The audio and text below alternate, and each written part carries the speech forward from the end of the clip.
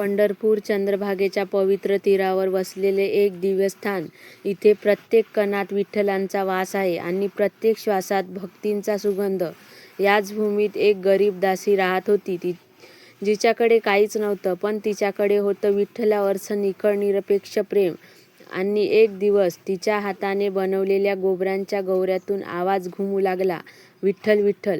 हा चमत्कार कसा घडला?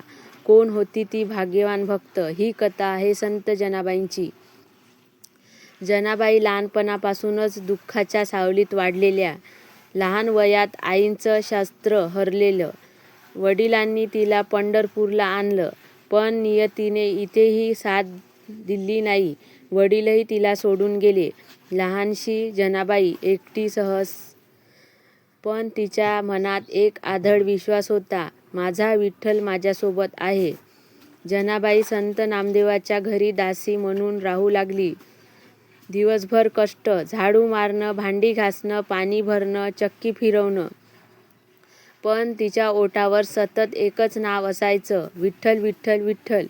ती काम करत नव्हती, ती प्रत्येक क्षणी भक्तीच करत होती. एक दिवस जनाबाई अत्यंत थकली होती. काम खूप, शरीर दमलेलं. ती हळूहळू म्हणाली, विठ्ठला, मला आता जमत नाही. तेवढ्यात एक वृद्ध स्त्री तिच्यासमोर आली.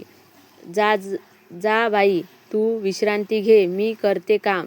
जनाबाई परत आली तेव्हा सगळी काम पूर्ण झालेली होती आणि तेव्हा तिला जाणवलं, तो स्वतः विठ्ठल होता. एक दिवस गावात गोबरांचे गोर बनवायचं काम सुरू केलं. जनाबाई त्या कामात गुंतली, पण तिचा भाव वेगळाच होता. हा गोर विठ्ठलासाठी, हा गोरही विठ्ठलासाठी. ती प्रत्येक गोर बनवतात विठ्ठलांचं नाम जपत होती. काही दिवसांनी एक बाई रागाने ओरडली, हे गोर माझे आहेत. गावकरी जमले, सगळे जमले. सगळे म्हणाले, जनाबाई, सिद्ध कर की हे तुमचेच आहेत. जनाबाई शांत झाली. तिने डोळे मिटले, हात जोडले, हे विठ्ठला, जर ही माझी भक्ती खरी असेल तर तूच सत्य प्रकट कर.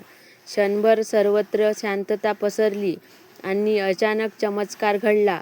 प्रत्येक गोबऱ्याचा गोर तेजाने उजळू लागला आणि त्यातून आवाज येऊ लागला, विठ्ठल विठ्ठल. होय विठ्ठल जय. गोबरही विठ्ठलच नाम घेऊ लागला.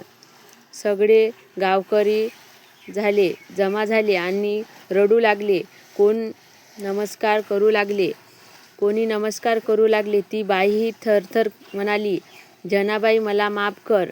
जनाबाईंचं उत्तर. जनाबाई नम्रपणे म्हणाली, माझी काय पात्रता, माफी तर विठ्ठलाकडे माग. हे सगळं माझं नाही, हे सर्व विठ्ठलांचं आहे. ही कथा आपल्याला सांगते, भक्ती शुद्ध असेल तर, मन निष्कल असेल तर देव कुठेही प्रगट होऊ शकते, गोबरातही. जर ही कथा तुमच्या मनाला स्पर्श केली असेल, कमेंट करा, विठ्ठल विठ्ठल, लाईक करा आणि शेअर करा.